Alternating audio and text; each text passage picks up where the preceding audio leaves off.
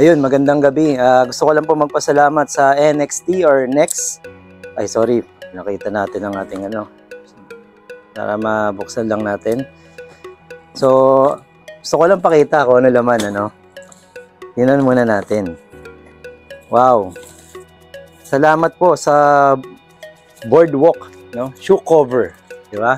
So, tamang-tama to para sa baha. Waterproof ang iyong ano, ang sapatos. Pagka sinakluban mo na nito, syempre. Tamang-tama to sa tagulan ngayon, no? So, yan. Ito po pala ay boardwalk, no? So, tingnan pa natin ang iba pang ano, kasama na binigay sa atin, no? Kaya nagpapasalamat talaga tayo, no? So, ito po ay boardwalk din na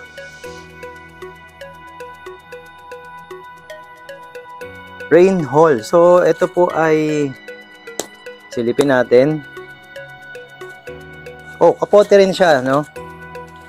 So, yung ano niya, texture niya, ang ganda, oh. So, ito po ay may pants at jacket, no? Ang ganda.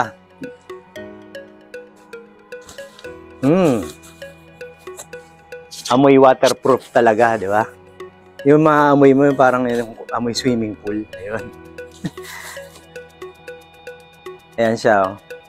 So, maganda yung tela niya. Hindi siya ganun kakapal, di rin siya ganun kanipis. Ayan, oh. Tibay siya. So, ayun. Ito po ay mga produkto rin ng boardwalk. So, pwede din tayo mag-avail nito doon sa kanila, no? So, ang NXT po pala ay also known as boardwalk. No, sila po yung mga may iba't ibang produkto sa loob eh. So, ito last. Uy, maraming salamat po, no. Ito po yung magagamit natin, lalo na po ito po ay dapat talaga umiinom tayo lagi ng tubig, di ba? So, tingnan natin. So, ito po ay vacuum insulated canteen ang tawag, no. Double wall. So, it's like an act.